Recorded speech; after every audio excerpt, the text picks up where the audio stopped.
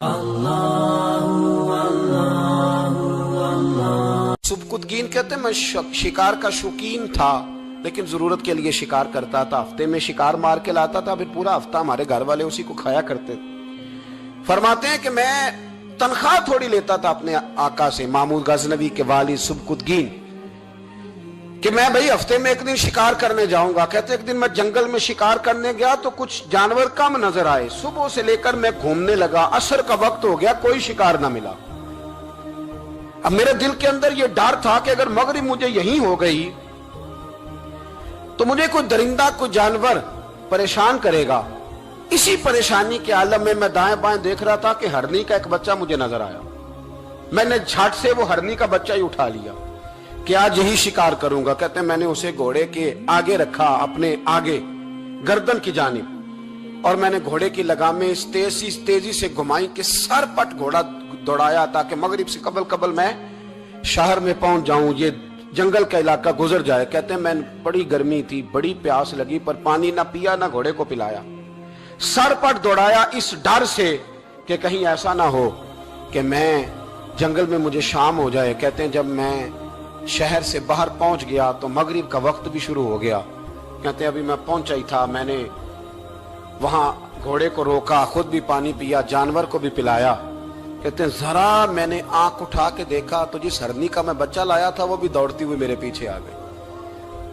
कहते हैं वो पीछे मेरे खड़ी है, पता नहीं कहां से बेचारी दौड़ी। मेरा तो घोड़ा था और मैंने तो सांस भी नहीं लिया। 1.5 घंटा 2 घंटे मैं भगाता लाया इस जल्दी में कि बाहर आना है। कहते हैं पलट के देखा तो उसकी सांस फूली हुई हरनी की और ललचाई नजरों से मुझे देख रही है। दिल के एक कोने से आवाज आई कि आज तो 2 शिकार हो गए। बच्चा तो पकड़ा ही, इसकी मां को भी काबू करता हूं ताकि डबल शिकार हाथ आएगा। कहते हैं फिर अंदर से मेरा दर्द बोला, अंदर से मेरा रहम बोला कि एक मां अपना बच्चा लेने आई है और इस तरह तो उसे तकलीफ नहीं दी जा सकती कि उसे ब्लैकमेल करके मां को भी रख लिया जाए। कहते हैं जब मैंने उस हरनी की तरफ देखा तो उसकी नजरों में सवाल था, उसकी नजरों के अंदर सवाल था, कुछ मांग रही थी। कहते मैंने उस बच्चे की पुश्त पर हाथ फेरा, फिर मैंने बच्चा छोड़ दिया। कहते उसने पहले बच्चे को बाजुओं में लिया, फिर अपनी जुबान से अपना बच्चा चाटने लगी। कहते हैं फिर वो जब जंगल की तरफ जाने लगी तो एक दफा उसने मेरी तरफ देखा, दूसरी दफा उसने आसमान की तरफ देखा। जिंदगी में मुझे इतना सुकून कभी नहीं आया था जितना आज आया।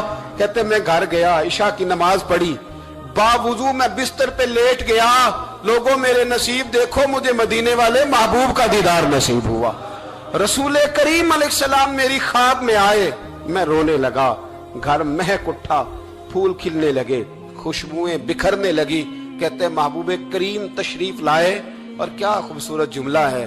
महबूब फरमाने लगे, ओ सुबकुतगीन, अगर तुझे बादशाह बना दिया जाए तो इंसानों के साथ भी इसी तरह रहम करेगा ना जिस तरह आज हरनी के साथ किया है। अगर तुझे बादशाह बनाया जाए तो रवैया यही रखेगा या बदल जाएगा। कहता मैं रो पड़ा। मैंने कहा यार सुल्ला, मैं तो गुलाम बनने के भी काबिल नहीं, तो बादशाह कैसे बनूंगा। फरमाया तेरी आज की अदा बड़ी पसंद आई है, अर्श के मालिक ने तुझे बादशाह बनाने का फैसला कर लिया। तेरी ये अदा बड़ी भाई है, बड़ी पसंद आई।